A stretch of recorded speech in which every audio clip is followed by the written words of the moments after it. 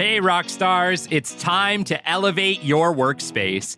At Work Office Furniture has been transforming offices across North America for over 40 years with premium furniture and expert design solutions.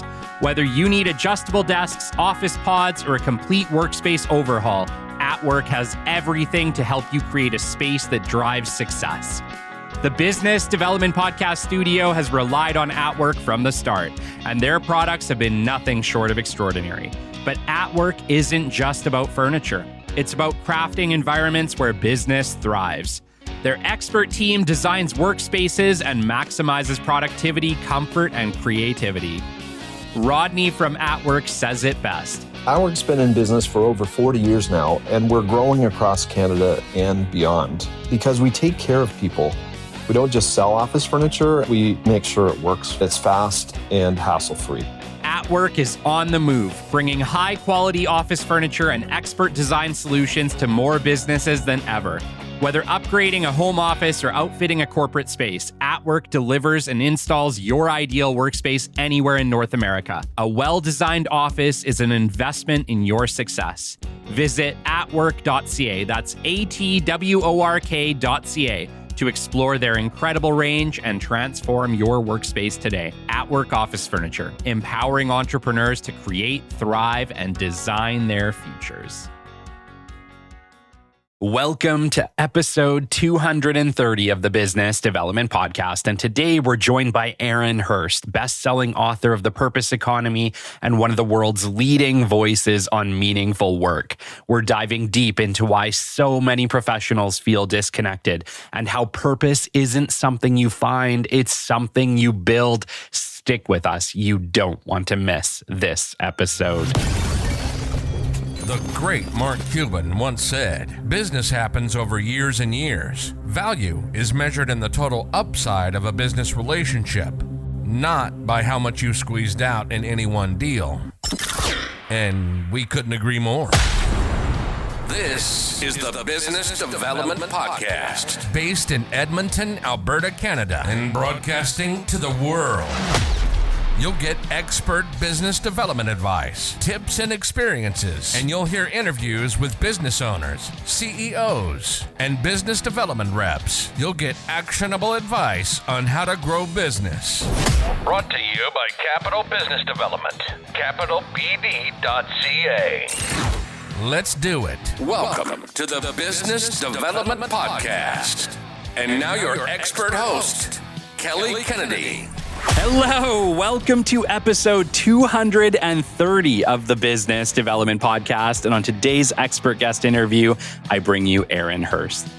Aaron is a visionary social entrepreneur whose transformative initiatives in technology, governance, and social impact have revolutionized how businesses and nonprofits harness purpose. As the founder of the Taproot Foundation, Imperative, and Board.Dev, Aaron has consistently pushed the boundaries of corporate social responsibility, catalyzing a $15 billion pro bono service market and introducing the purpose-driven strategies into boardrooms worldwide. His groundbreaking work on employee purpose profiling and peer coaching platforms has empowered hundreds of thousands at Fortune 100 companies to unlock their full potential and embrace a new paradigm of work. A best-selling author and a globally recognized thought leader, Aaron's seminal book, The Purpose Economy, predicted a seismic shift towards purpose as a primary driver of economic and organizational growth. As a TED Prize finalist, LinkedIn influencer, and keynote speaker, his insights continue to inspire leaders to cultivate more fulfilling careers and organizations that thrive on relationships, impact, and growth. Aaron's dedication to building communities that realize their potential ensures he remains a trailblazer in the ongoing quest to embed purpose at the heart of the modern economy. Aaron, it's an honor to have you on the show. Oh, great to be here. And I love your voice. It's so great. The world is so much better to have you podcasting. So it's wonderful to be on. That is incredibly, incredibly kind of you. And, you know, before we get into this today, I want you to know that I really resonated with your book. I absolutely love it. I think purpose is the thing of the moment. And I feel like I really only realized this recently too, which is kind of scary. And I think we can chat about that today. I know we talked before. I'm like, are we not in the information economy? but we Yep. might be shifting.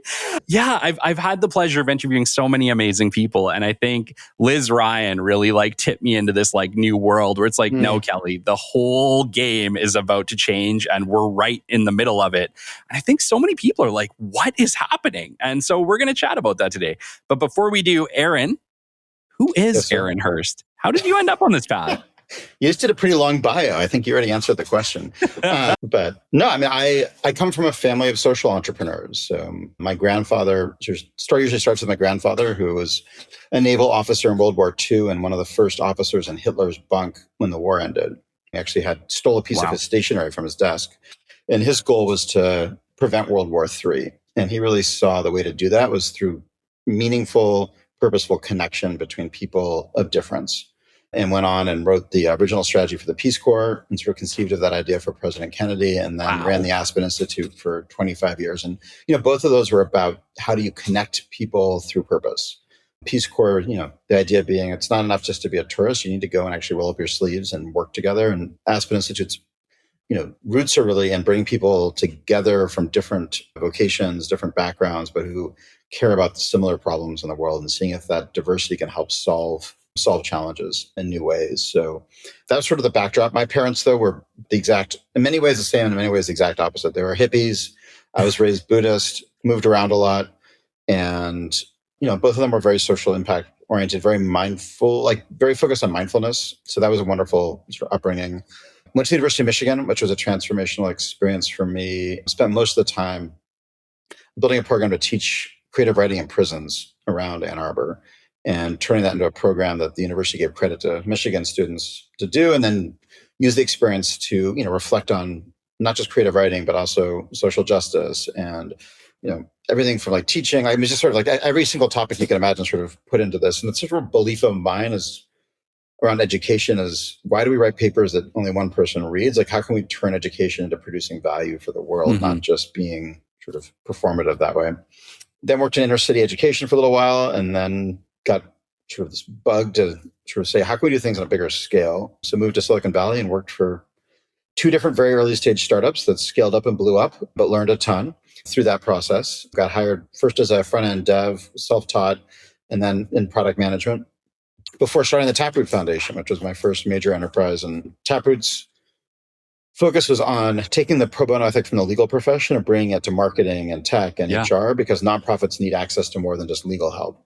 And scaled that across the US and then globally in partnership with BMW. Sort of really did a lot of work around movement building and understanding. I'm less interested in building organizations. I'm more interested in building movements and sort of understanding how do you go about building a movement and building that shift in how companies and how professionals were thinking about community, which led to the insights that created the purpose economy, which was a wonderful experience of writing that and touring the world and talking to people about what's possible. And then raised venture funding and created a tech company based on the core insights in the book, which just was acquired 3 months ago. Oh, wow. But I left that venture about almost 2 years ago, and I've been working on some new projects, which we can talk about later. I'm in Seattle, and we moved here 10 years ago for my wife's job. She's the chief sustainability officer over at Amazon. So she's doing incredible work there. And I'm also just really enjoying being home with my son, who's 16, and recognizing I've got 2 more years with him. And just, I think, always knew as an entrepreneurial CEO that I put too much time into work. But once I slowed down, I just realized how real that was, and it wasn't academic anymore. Oh my gosh. Yeah, I can totally resonate with that, dude. We have 4 kids. I have 3 stepsons, and I have 1 biological son who is 8 months old. Oh, that's adorable. It's amazing. It makes you just want to be a dad all the time, whenever possible, right? But it's flipping hard, man. Like, I've talked with so many entrepreneurs on this show, and finding balance in life, especially as an entrepreneur, feels at times like a completely impossible task. No, it is. And you get sucked into this like addiction. I think entrepreneurship has a lot of addiction to it. And it's really hard to separate from that because you're rewarded for the addiction in the short term, not in the long term. Yeah, I was always interested. I forget his name. There was a guy I met from the New School who'd done research on entrepreneurs. And like, there's such a disproportionate amount of mental health issues with entrepreneurs. Not just created through the process, but I think the people who are drawn to it. Interesting. To draw like a certain type of person who's big on the highs and lows, someone who is generally tend to be more prone to depression, more prone to ADHD, like a whole set of different dimensions that make someone open to the stupidity of being an entrepreneur. So, well, and it's like it draws you deeper as you go too, right? Like as you go and you get more invested, it becomes more of a bit of a life drain on a certain level. Totally. But you're right; it has just enough reward and just enough all the time to keep you in it. There's always the hope. It's always keeping. Yeah, my grandfather's line was always keep the exhilaration in front of the exhaustion, which in my 20s sounded awesome. And now that I'm older, I'm like, that's kind of dumb. Like, is that really the way to live life? Yeah. So, I think I've been returning more to like my parents' wisdom around mindfulness and being present and, the cliches around, living in the moment and appreciating today and not worrying about tomorrow as much. Don't always succeed, but trying to. Dude, what was it like growing up with parents like that? Like, and way ahead of their time, by the way. Way ahead of their time. Buddhism, actually, I don't know if you know this, Buddhism has been around for thousands of years. Well, I knew Buddhism. So they're way behind their time. I knew that Buddhism had been around for a long time. But I'm just suggesting, like, dude, like you're a little older than me, but I grew up in the 90s and the early 2000s. And like, it was still like, don't cry, be tough. If you got feelings, we all have feelings, deal with them. Right? Like that was the mentality, right? It kind of sounds like, and especially from the book, that your upbringing was a little different than that. No, it was. I mean, I think the people who are drawn to Buddhism, who were, not, originally from that culture and that tradition, tended to have something in their life that made them need that, right? So I think my parents both had sort of areas of trauma in their childhood that caused them to go to that. So I think my childhood was a mix of seeing them struggle with the demons of that trauma from their childhood and their, life, combined with their exploration of sort of this other path. And it was, I think it was a mixed bag. I mean, I went to a Buddhist elementary school. I've learned a lot. I generally rejected it as a child because my parents were more focused on Buddhism than they were on parenting. So there was a resentment that came with that, to be candid. And I think it's like a lot of things as a kid, classical music, hiking that you like complain about, but then when you're an adult, you're like actually realize you like, and you're grateful that your parents exposed you to it. So I think that's how I came to it. I think there was also within their Buddhist community, there was a degree to which there was a cult feeling to it, which I think I early on just sort of had an allergic reaction to. But Buddhism is, the fundamental ideas behind Buddhism, like now neuroscience very clearly validates. And I find a lot of the people I talk to who are, introspective, thoughtful, wise leaders, whether they've adopted Buddhism fully or if they just really bought into some of the core of it, like it's become pretty prevalent to your point at this moment. Yeah. It really does feel like when I read The Purpose Economy, it really just hit me that this is happening right now. Like right now, more than ever in history before. And yet you wrote this book in 2016 and you founded Taproot in the early 2000s. Like you were so, and I like not just ahead, like you mentioned, you might've been the catalyst on a certain level for the purpose economy. Well, because there are a number of us that were sort of trying to, starting to see these trends. I actually wrote the book in 2013. The first edition was in 14, so it was about 10 years ago. And I read it now and I cringe a little bit because I feel like, the world has changed in 10 years, but okay. It's just funny when you go back and read your own book after a while when time has passed. Sure. No, I saw it at that point a lot in like the volunteers that we were recruiting to Taproot. There were thousands of people applying to volunteer and they were busy people and they were still making time for service. And it was clear like they were literally willing to give their most precious resource, time, because they needed more meaning in their lives. And you could see that there was something fundamentally wrong with the workplace and that the companies that were going to be able to attract the best people and retain them were going to have to find a way to make that work meaningful for them. And that volunteering can't be the answer. It's great, but like we got to figure out how to make work itself more meaningful and help people with the skill set to do that. So that was very clear. And then you also just started seeing it, at the time, you started seeing it in a lot of the types of services that were emerging for people that were around well-being, that were around their ability to connect with others, these sort of sources of meaning in their lives. They had gotten to this point where they were seeing that the commercial success, commercial goods were not meeting their needs. And with the millennial generation, there was a lot of desire for experience and for self-work and investment there. And you saw that those brands that were embracing that in services were starting to eclipse the others. And I think the other thing is the information economy just commoditized the shit out of everything. So for things to actually stand out in a commoditized, globalized world, purpose is the way you actually build connection at a soul level with a customer. And if you can't do that, your product is just going to be in a downward spiral to the cheapest, whoever has got the cheapest solution, which is not a sustainable business long term. No, but it's like, I grew up differently, right? Like I grew up where it was like, you go out, you get a good job, hopefully you like it.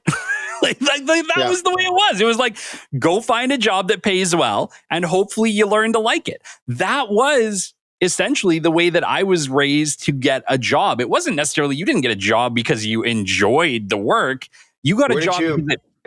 Where did you grow up? Well, I grew up in Edmonton, Alberta, Canada. Yeah. So like in Canada, really the outlook, at least in the 90s, 2000s was, go to school, get a good job.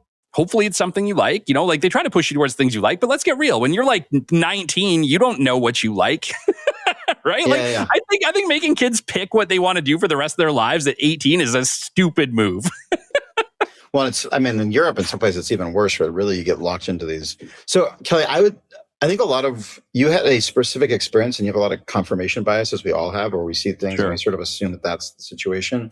What I've seen in my research is parents have a specific psychological profile and experience, and they tend to then share that with their kids. Yes. So I would guess I would have found a lot of your peers in Edmonton who actually had a very different experience of that. Interesting. Okay. And does it change with time? And yes, but I think you would find that it doesn't change all that much, that actually a lot of it has to do with whether or not parents have more of a transactional mindset or a purpose mindset. And I think there's people, going back, decades, hundreds of years who've had that purpose mindset where they work fundamentally because they find it as a source of meaning. There's other people who work because they fundamentally see it as ego or money or a game. And that tends to then influence those around them in terms of how they perceive it. I think what I sense you're describing is it became more part of the zeitgeist to talk about work differently. So it probably shifted sort of more people in that direction. But there's always been people who love their work no matter what it is and raise their kids to just sort of appreciate the day-to-day of what they're doing and to be present in what they're doing and see their work as craft, see their work as service. So I think that's always been there. I just think we've now gotten to the point where that's more in the zeitgeist and popular culture, and schools are talking more about it. I think schools tend to still be very transactional. And I think the No Child Left Behind in the US, it was very detrimental to the educational system here, which just made it way more transactional, and combined with, I think, how the finance industry has taken over education, just turned it into a debt machine. And as a result, so much of the narrative now actually is, a lot of it is around professional choice and money, because the debt's so insane that people are getting into here that in some ways you see some of a counterbalance. When I was in high school, they were pushing the trades like hard down your throat. Like you should go work in the trades, because at least in Alberta here, oil and gas is like everything, right? Yeah. And so they want everyone to go and work in the trades. And so even for me being pushed, I didn't want to do that. I never went down that path. Yeah. But even my family was like, hey, Kelly, you should just go get a trade. It's a great paying job. Yep. There's constant work. It's never going anywhere. That should be what you do. And it was like, I don't want to do that. I don't know what I want to do, but I know I don't want to do that. Yeah. No, send your own. And I think, depending on your background, I'm of Jewish tradition. Like a lot of our broader family, it's like, you're like a lawyer or a doctor. That's what you do. Yeah. Right. So it's just interesting. Different cultures, different places. There's sort of these norms of if you can't figure it out, here's the default. Yeah. Of what's expected in the family. It's so funny because I think, I look at when I got out of school, I worked a number of jobs before I even went to college, right? I'd worked in car sales, I'd worked in sales, I'd worked in parts sales. I did a whole bunch of stuff before I had ever went into college. And I went to college and I was like, well, what do I want to do? And I'm like, I don't know. I'm just going to go into business. I'm going to go into business because I don't know what I want to do. And in my mind, the idea was, if I go into business, I can get a job in operations somewhere and I can just do that and find something I like to do. It's really funny because I didn't find my purpose found me, Aaron. My purpose found me. So I always find it funny where people are out there searching for their purpose, where I think with me, I got offered a position in business development and it changed my life. It became something that I totally fell in love with, even though I was completely running from sales, going into college to go into business, and really ended up on a certain level right back in sales and marketing, but on a different type, one that fit me better.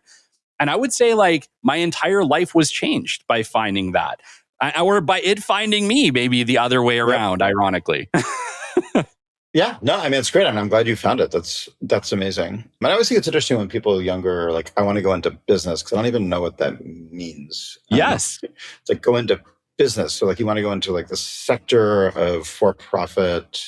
Like what is like, it's like so broad and nebulous. It was so broad. That was the whole point. The whole point was it's like so broad. I don't know what I want to do. Yeah. Right. And I think that that's to this day what a lot of young people do. And ironically, it was the perfect choice. It was exactly the right thing that I needed to lead me down my path. But like, it's just one of those things where I think so many people are out there working jobs that they're working simply because they pay the bills. And, talking with Liz Ryan and chatting about Reinvention Roadmap, and her big thing is you can do something different. You can do something different. People get roped into this idea where it's like, well, I've been in accounting for 15 years. I can't do anything different. Yeah. But it's like, yes, you can. You 100% can, right? No, it takes a jump. It's a leap of faith, and it takes some creativity and just talking to folks. But yeah, no, absolutely. Especially if people are unhappy. Yeah. Well, talk to me about Taproot. Like, what was it that drove you to really change pro bono services forever? Like, what was it? What led you down that path? Well, I think it's an entrepreneurial journey. So, classic story of like working in tech in these startups, and realized like I wanted to go back to more social impact work, and started talking to nonprofit leaders. And I was like, how can I help? Like, what could a job be for me in the nonprofit sector now? And they're all like, we don't want to hire you, but can you build a website for us? Could you help us with our HR policies? Can you help us with these projects? And I was like, no, like that's not what I want to be doing. I'm asking you like, what can I do for you? Not what can I do for you? And talk to like 1, 2, 3, 5, 10 nonprofits. And it was like pretty much the same story. It's like, we need help with these projects. It was not, and like, we have no budget for them, or next to no budget for them. And it was just sort of one of those chocolate peanut butter moments where just sort of clicked like, oh, like I know dozens of friends, and each of them know hundreds, like through the ripple effect, hundreds and then thousands of people who are looking for more meaningful ways to contribute. They don't want to do traditional corporate volunteering because it's generally uncomfortable or a waste of time, and would be psyched to be able to help you build a website for a nonprofit if we gave them the right structure to do it.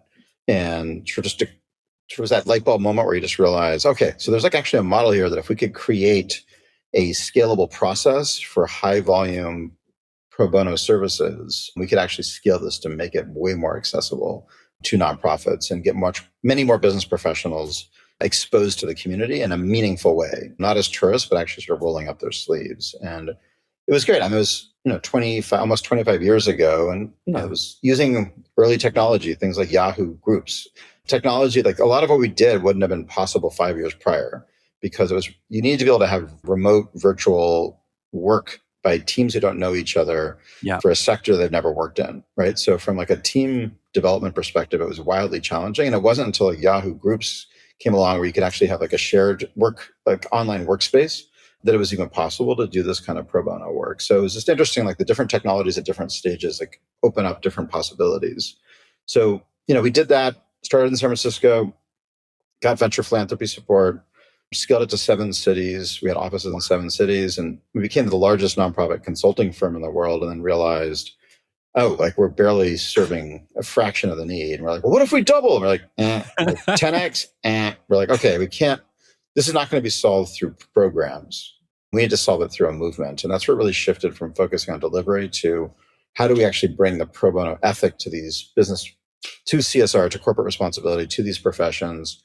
How do we build nonprofit ability to use these resources? And how do we think about this as a broader marketplace, not us as a service provider? And that was a huge shift in our strategy and really opened up like a whole other level of impact. And I think it's one of the things nonprofits often fail to do is they're very protective of their programs instead of looking at how could we make a bigger impact by doing less.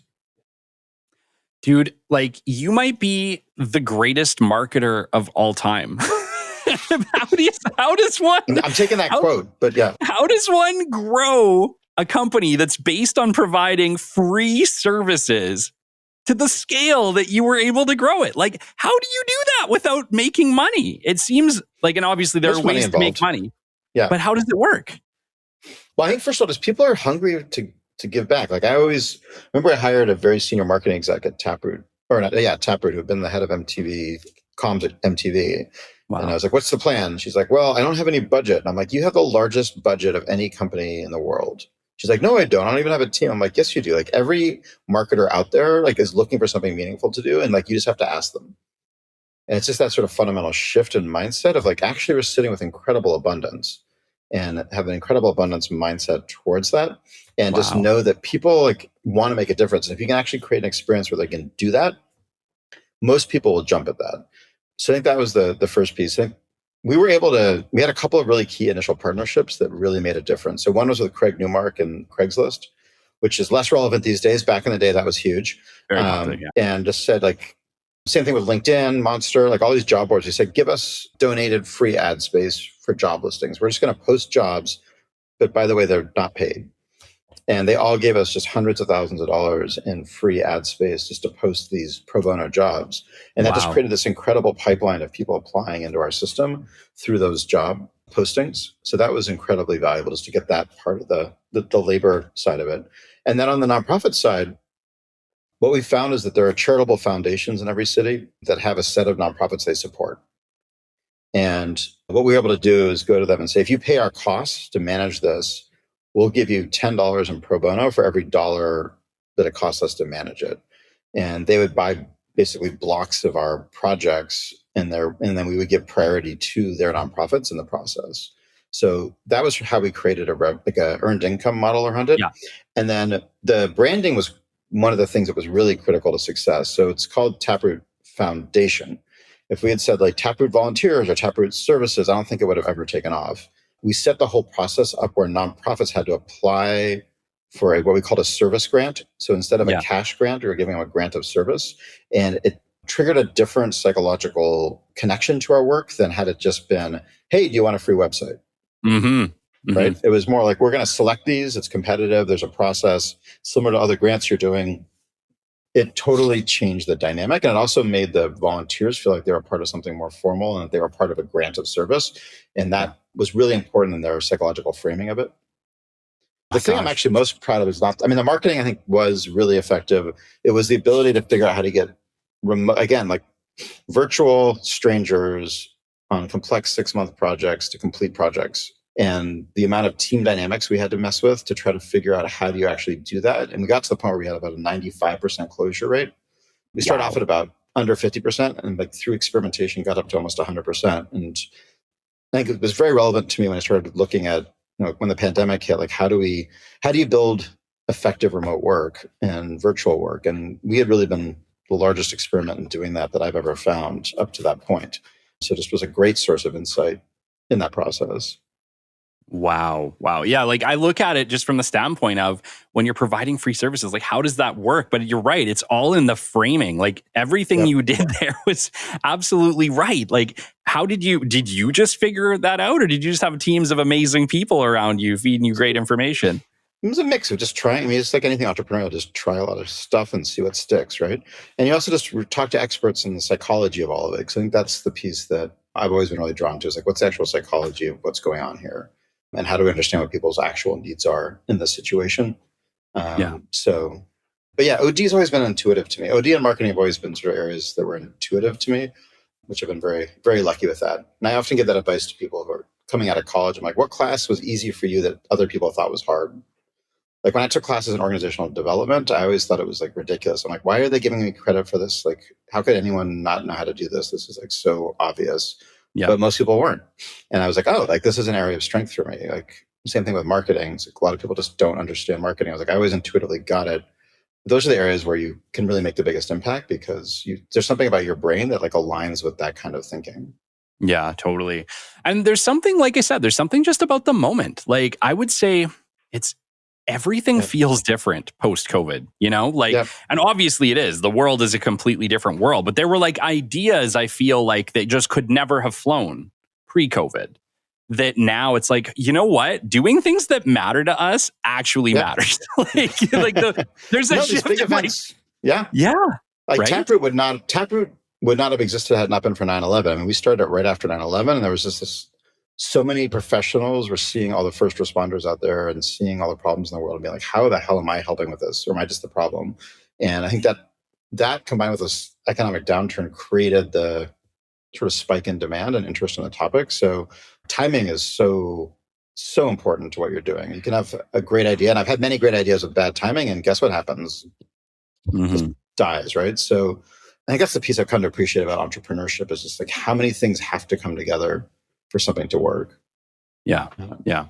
Walk me through the writing of the purpose economy, right? Like what was it that was like, you know what? Like, this is the time. I think it's time to write a book on this change. And I do feel, and we talked about this before the show, I don't think I recognized that we were in the middle of a change. Even during COVID, I couldn't have quite recognized that we were in, like, it still felt very much like everything is information based. That's the tech sector. It's still growing like crazy. Like, we are in it. But in the book, you make a pretty strong case for why we are in a transition, if not now, in the purpose economy. Can you walk through that? Yeah, I mean, the process for writing the book itself, actually started with a very different entry point, which was I knew I was leaving Taproot, and I'd been there for 10, 12 years, and I wanted to capture the experience for the culture of the organization after I left. So there was sort of some kind of like Dead Sea Scrolls of the organizational culture. Sure. So I spent like 2 or 3 months just interviewing employees and leaders who've been part of the organization at different stages in the organization and transcribing them and just sort of looking at what had transpired over those years. And purpose economy really emerged, like almost none of that content made into the book, but the thesis emerged from those interviews of just hearing how people have been like, we had done this and we saw this and we experienced this and we had this corporate partner did this. And you're like, there's a pattern here. What is this pattern that I'm seeing emerge from this? And at the same time, I was reminded of my uncle's work at Stanford, who had coined the term information economy. And it's sort of just, again, it was one of those chocolate and peanut butter moments where I was like, whoa, wait a sec. Is this the purpose economy? Is that what we're seeing happening now? And I just sort of put that on the wall as a hypothesis and said, like, what evidence is there of this, that this is happening? And what would my advice be to individuals, leaders, and market builders in an economy in which purpose is the driver of innovation and value creation? And that really sort of led to the journey of writing the book. My gosh, yeah.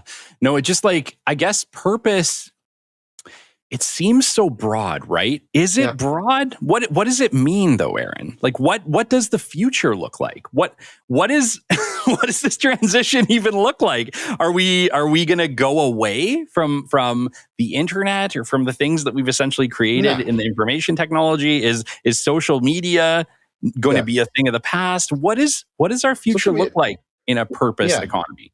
So we went from agrarian to industrial to information to purpose, right? So like start with agrarian. Like, do you still eat, Kelly, food?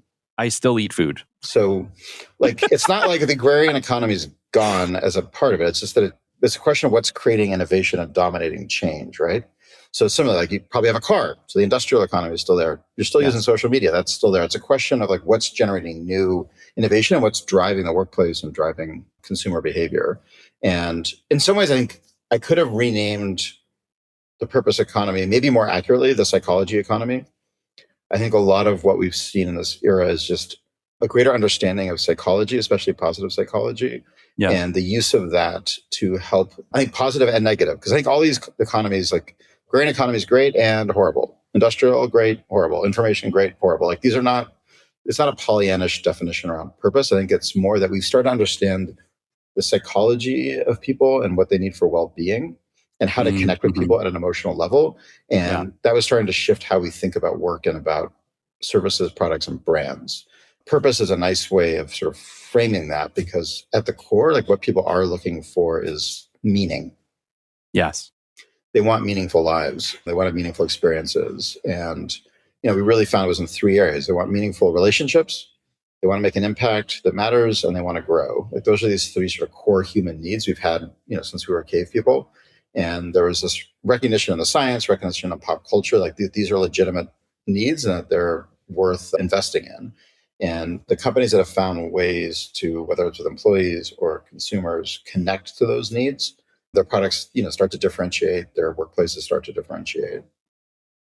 It's so funny because like I think back to my time in school and it's like, of course you should do something that you connect with. It's like, I wouldn't want to hire somebody who doesn't like what they do because they're not going to do good work. And yet we've never spent time chatting about this. Like, I just don't understand how I went through college elementary school, high school, and never once did the conversation of like, hey, whatever you do, you should make sure that you feel connected to it, that you should feel like it is your purpose. Like that never came up. And like maybe it comes up now.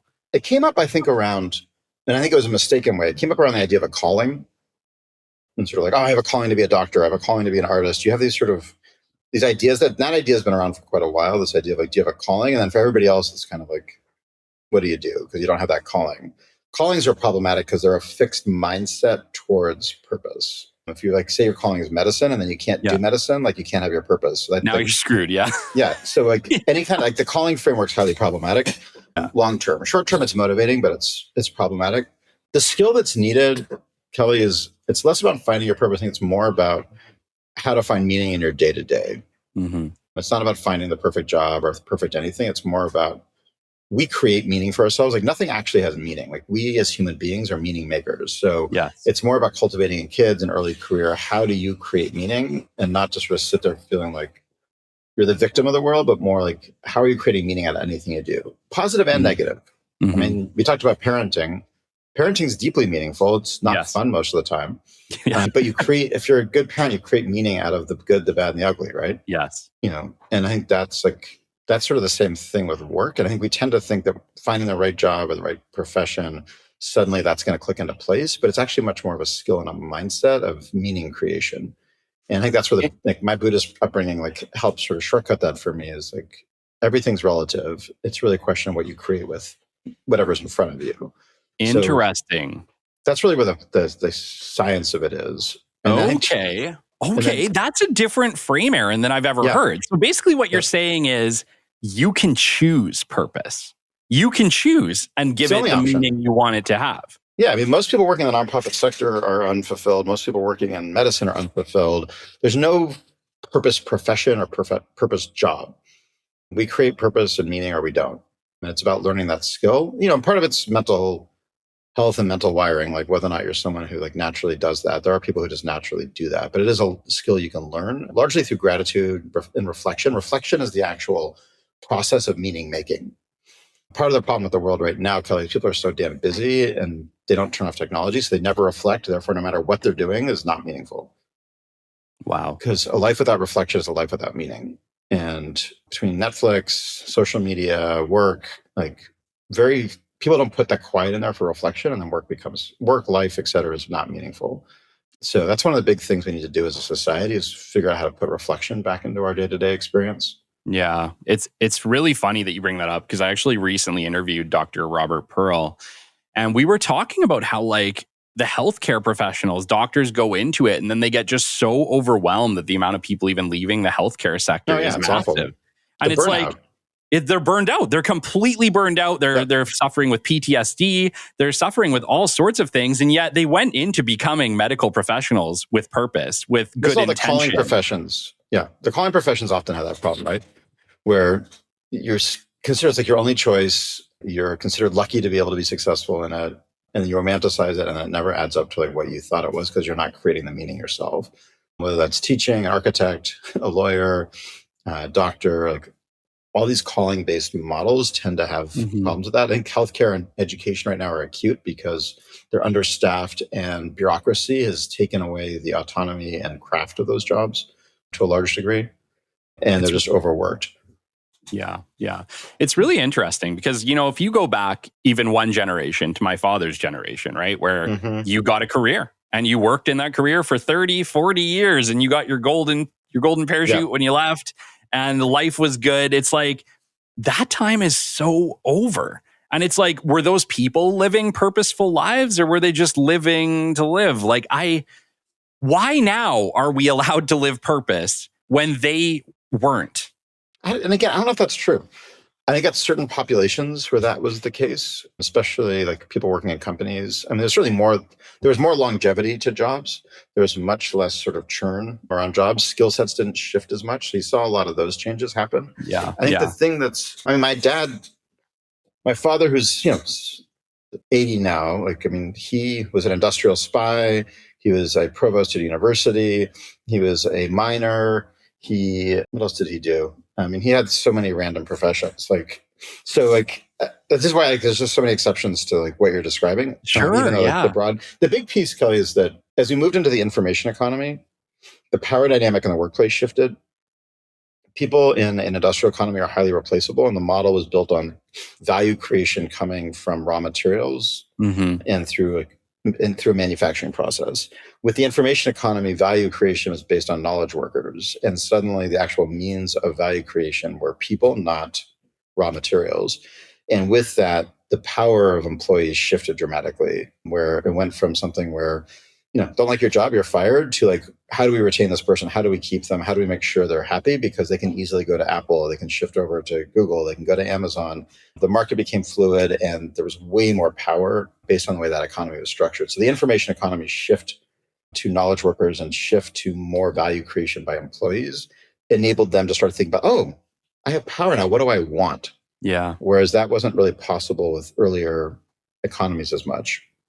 I agree completely. That makes a lot of sense because like, you're right. Like as you look now, most people do not stay much longer than 3 or 4 years in any position. And I don't really think like, could they? Sure. You're absolutely right. They probably could, but it's like the calling changes or the connection to the job. You stop having the passion for it. Yeah. And then you might go and work for somewhere else. Right. You're right. It's like, I don't know though. Is that better or worse? It kind of makes you wonder, right? Well, I mean, I think it's interesting. It's like all these different sort of paradigms. Like some people argue like arranged marriages, a lot of cases work better than self-selected marriages. Like there's all these different instances where choice actually creates unhappiness. But I think as a writ large, it's been positive and negative. And people have been able to think about what they want, to advocate for what they want, but then also to be unhappy with not getting what they want. Yeah. So it's sort of raised that bar. And we've also just become a culture of entitlement to choice, which I think has actually ironically decreased a lot of our commitment to each other and to community. Yeah. Because we've become more and more individualistic as we've had more and more choice. And now we just have really unreasonable expectations around individual choice that are, in my perspective, like causing huge political problems. They're creating these sort of have and have not gaps at unprecedented levels. So I'll be interested to sort of figure out like how could we as a society move back to more collective? Because it's very clear that's where well-being sits. Well, it's really interesting because in a time that we are more connected to each other than ever, we are the least connected in a meaningful way than we have ever been, I think. Yep. Like it's a very strange thing. And it's like, you're kind of right. It's like, because we have so much access to connection, we don't value it as much, or we don't make the effort. It's really hard. Connection. Well, it's more than like so this is my new organization that I've just launching soon is focused on that issue. Like, how do we address the loneliness epidemic and the lack of social connection that's tearing us apart as individuals and as a society? There are so many things that are causing us to disconnect from just the fact that people are moving all the time. Like I moved to Seattle. My family doesn't live here. I don't have like a network around me, right? Yeah. The workplace is now remote. So I'm at home. I'm not in the office. But it's also little things. Like I'm not going to go to my neighbor to ask for sugar like they used to in the movies or whatever it is. Like I'm just going to go on Amazon and get it in an hour. Like there's no need to like engage. Yeah. And there's also this perception that there's like a perfect person out there. There's the shared interest versus just saying like, oh no, like my neighbor actually, even if we're really different, like I need a relationship there and it's important for proximity. Like there's been less emphasis on that connection that way. Yeah.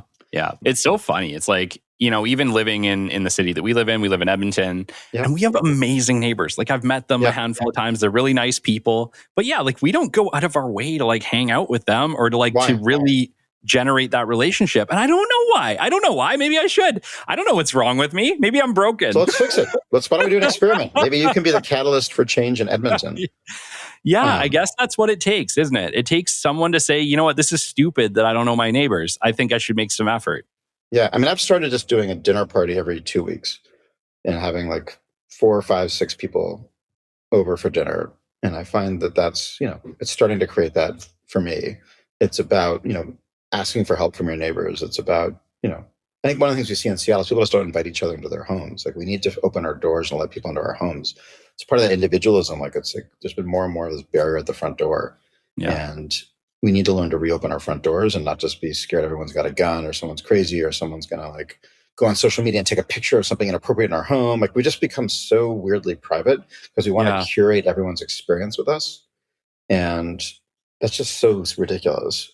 It is weird because I think about it from the standpoint of like, I'm pretty introverted, right? Like I just am. And it's so funny. I'm the weirdest introvert you've ever met because I'm in business development. I have a podcast. I talk to a lot of people. But like personally, I love my alone time. I love just being Kelly and my family and that being good, right? And yet, like, yeah, it's really strange. And I it's funny because I've been introverted my whole life. I've preferred to be a little bit isolated my entire life. And so to like open that door and have that conversation, you're right. But that feels a bit uncomfortable to me. So you should do it. The uncomfortable thing.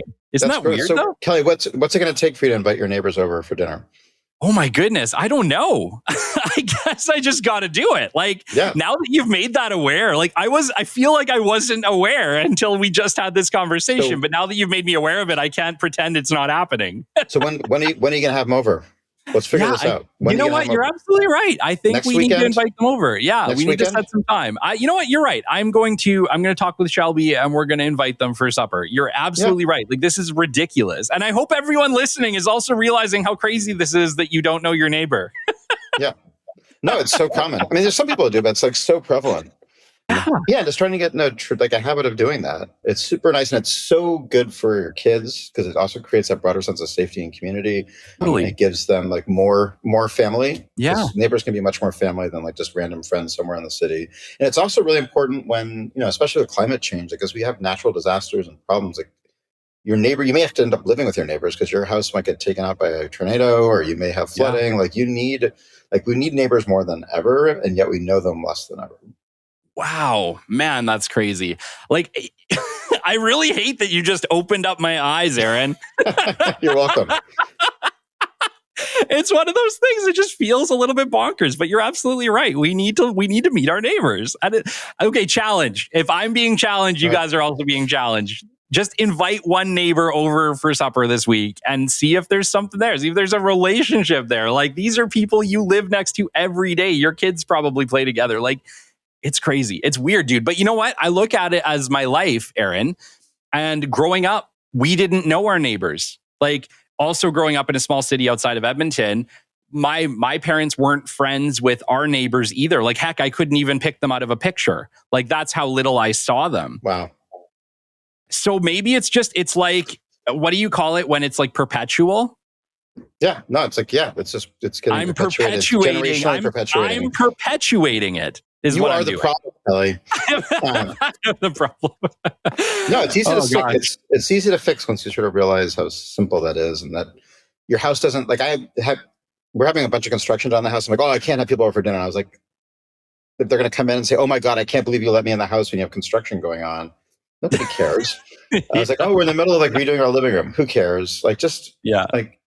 That's how you like actually, it's not about curating a restaurant experience.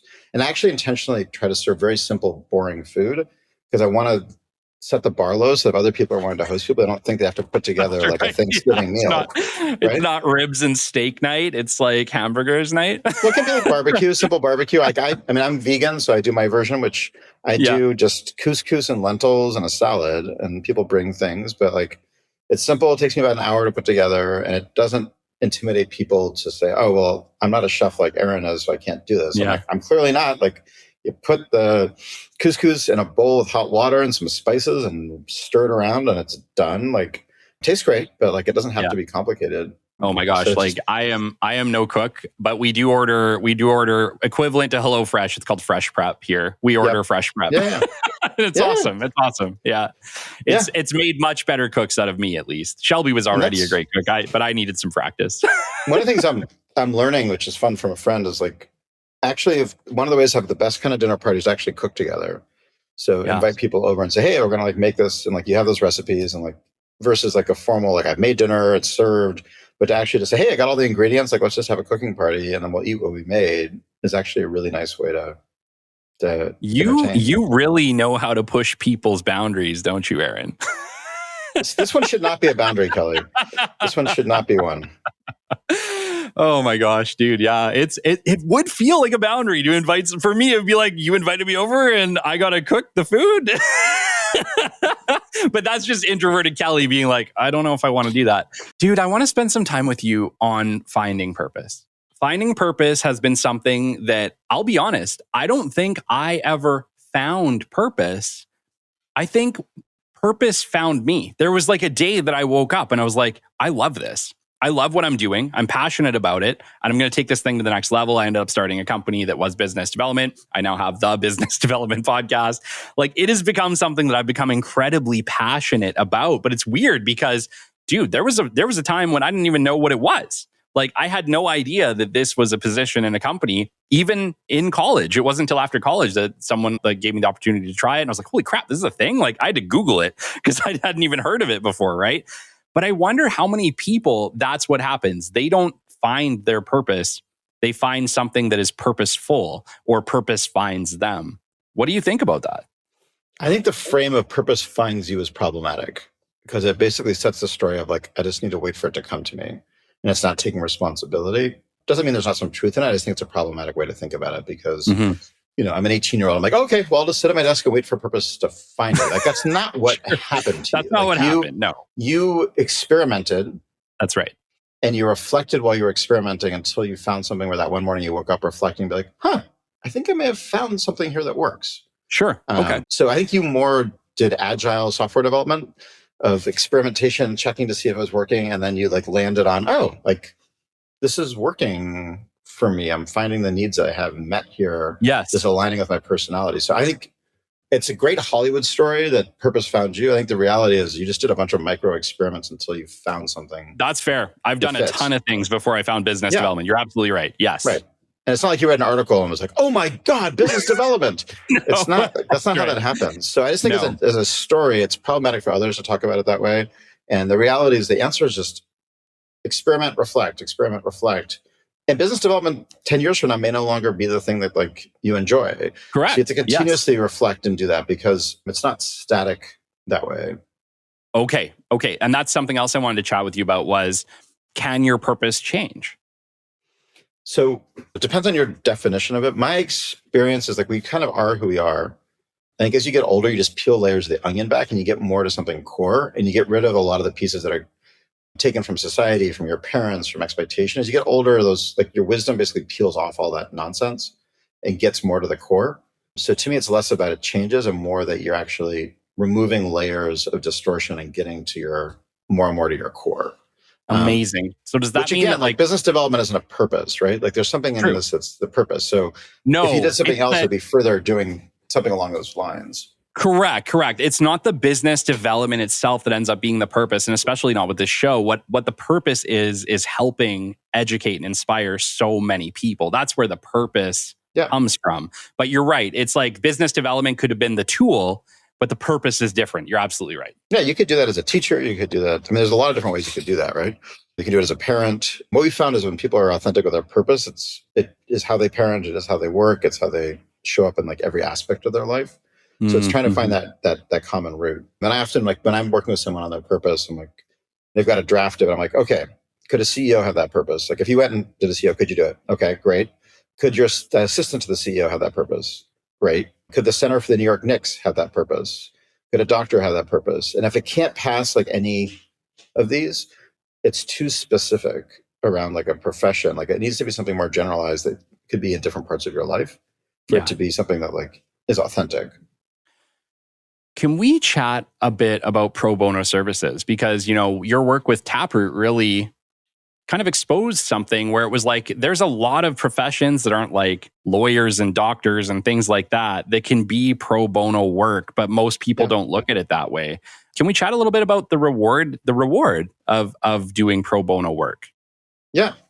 I do a lot of it myself. I think it goes back into those three areas of purpose, right? So one is relationships. It's a great way to make new friends. It's a great way to meet people from other sectors. It's a great way to network. So and it's often with like similar people with similar values. So that's high value. It's impact. Whatever you do professionally is probably the way in which you can make the greatest impact because that's what you're paid the most money for and therefore what's least accessible to other people. And then growth. Applying your profession to a new sector or a new situation is how you grow and getting out of your comfort zone. So if you're looking at how do I be more fulfilled? How do I have more purpose? Like pro bono work really hits that really well because it has the relationships, the impact, and the growth that you'd want. And I saw through Taproot, like people got married, people moved because they found a new neighborhood, people got involved long term with nonprofits, people, found new jobs, people got promoted, and all the things you would hope would happen would happen. And I mean, the research is like the things that matter most in terms of happiness. It's like number one on that list is like helping others. So, and I think often when we're getting paid for stuff, it doesn't feel like we're helping others. It feels more transactional, or it can. It's like if you could remove the transaction, you just get the fulfillment. Yeah. But I think it's interesting with pro bono right now, which is somewhat challenging, is that with COVID and with cloud-based work and with remote work, more and more people are doing freelance work. And the dynamic for like a freelancer to like do pro bono work is different than I work at Apple in marketing and I'm doing pro bono work. Yes. Because I think often someone doing freelance, like people are constantly asking them to work for free or discounted. Whereas like Apple, they're not doing that while you're in your job. It's like about doing it outside of that. So it is also this interesting, like there's two very distinct populations. There's like the institutional, and then there's sort of the individual freelancer. I think every freelancer should take on pro bono work that stretches them so that they build their skills to that next level or they get the network to the next level. Totally. They should always be doing it, but they just need to be much more strategic about it because it's actually a core part of their development of their business. Yes. Yeah. No, I agree. Dude, that's been absolutely amazing. I want to chat a little bit about Board.Dev. Yeah. So it's one of my new projects built off of original insights from Taproot. But the basic idea is nonprofit boards, been around for a long time. They are based on very traditional understanding of like the world because they were designed so long ago. And the reality is that today for a nonprofit to be successful, and the ones that are successful, they fully embrace technology. Yeah. And the ones that don't do it tend to have diminished impact.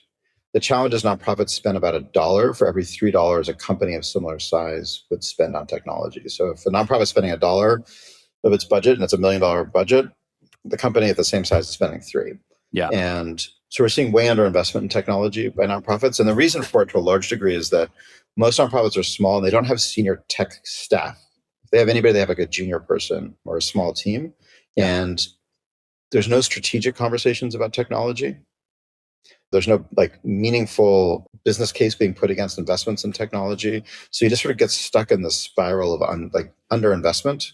So what we're doing at Board.Dev is we sort of have this insight that if you have a CTO, a CIO, or someone sort of on that career path on your board, they can play that role of bringing that strategic perspective into the boardroom and making sure that you're not only compliant as an organization with technology, privacy, security, but also that you're really thinking strategically about how could technology change the nature of what we're able to do, and how is technology changing our constituents' lives, and therefore how do we need to adjust how we're adding value in the world.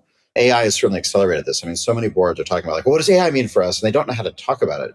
Yeah. We need people on the boards who know how to talk about these things. So our goal is to have a technologist on every nonprofit board and to create standards and processes for them to be successful in that role. And by doing that, greatly increase the impact of the nonprofit sector, and then also get technology professionals who are often very separated and isolated from the reality of the world into the community.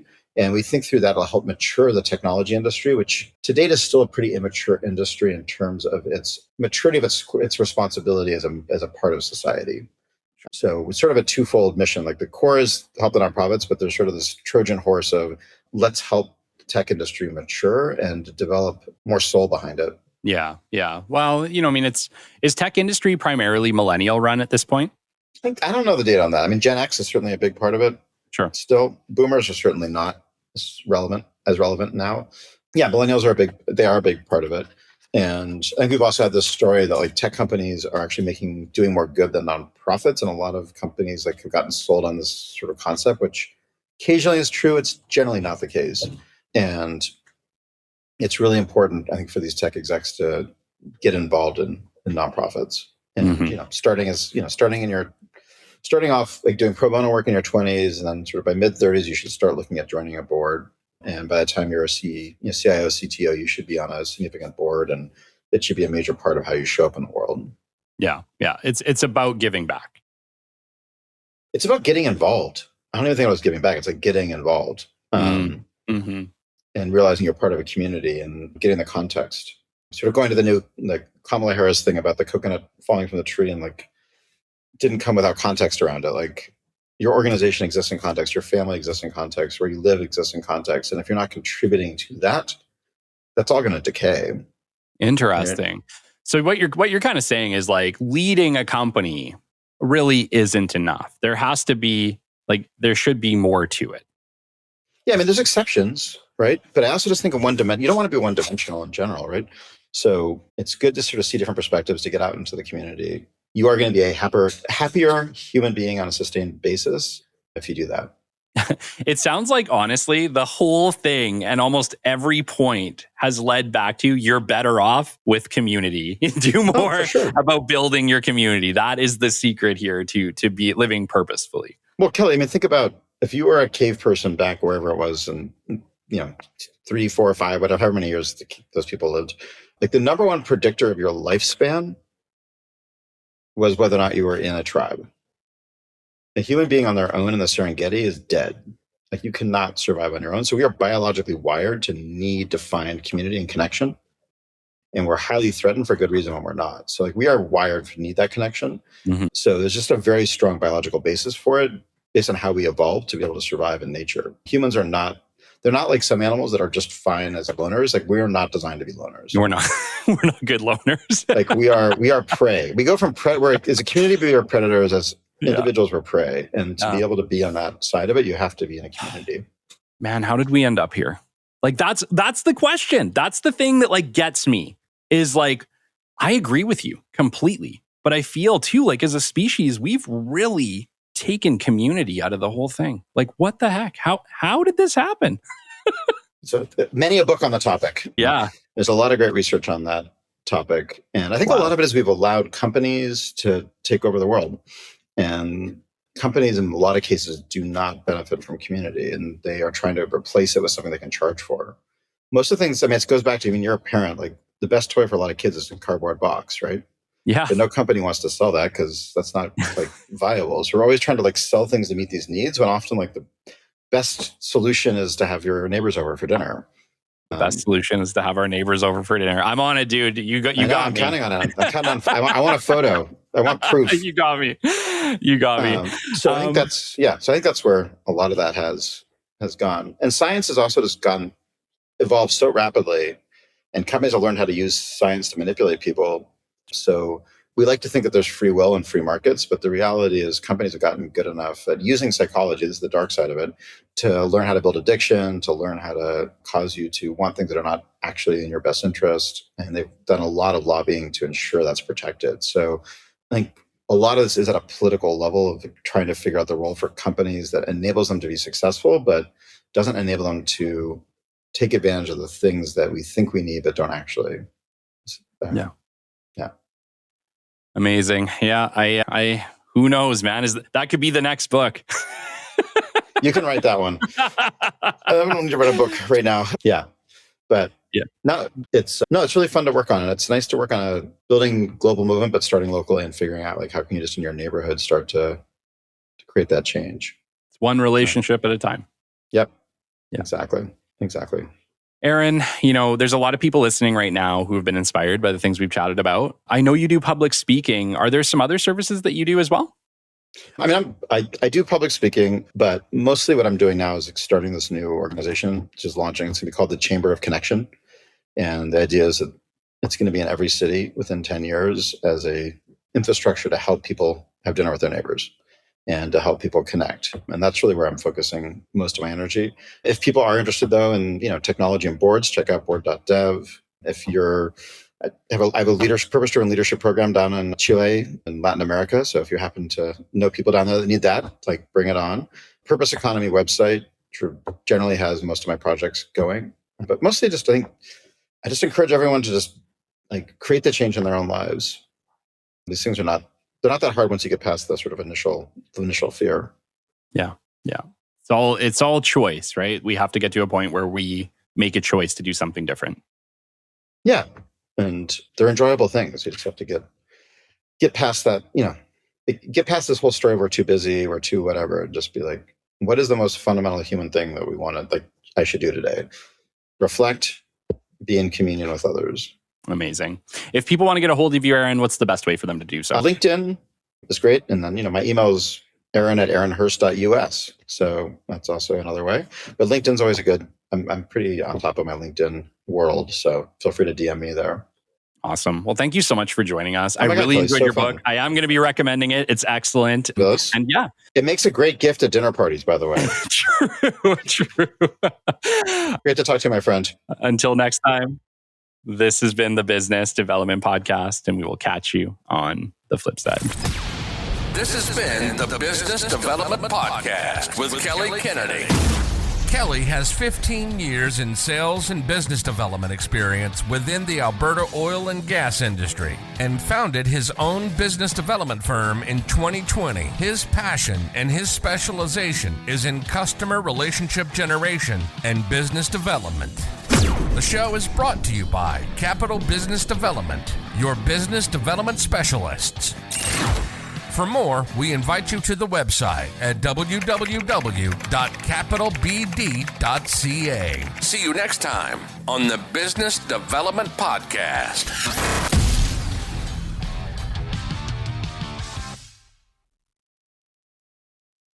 Rock stars, let's dive into something game-changing. Hypervac Technologies, leaders in air duct cleaning innovation. Did you know that they started as a small family-run cleaning business in southern Alberta back in the 1980s? That's right. They've walked in your shoes and understand exactly what you need to succeed. Hypervac has taken that hands-on experience and turned it into powerhouse solutions like the Revolution 360 vacuum and the cutting-edge Cobra View camera system. These tools aren't just designed to clean. They're here to redefine efficiency, helping you tackle more jobs with less hassle. Here's what sets them apart. Their top-selling non-PTO air duct truck has become the gold standard in North America. Add to that immediate worldwide shipping, overnight freight to Canada and the USA, and every product being built right here in North America, well, you've got a partner who's invested in your success. But let's talk impact. Hypervac's mission is bigger than just cleaning ducts. It's about making every breath count because, as they say, your ducts are your lungs. With over 40 years of industry excellence, they're the trusted choice for professionals around the globe. So whether you're looking to upgrade your equipment or start the next big chapter in your business, Hypervac has your back. Head over to www.hypervac.com to see how they're helping pros like you take the industry by storm.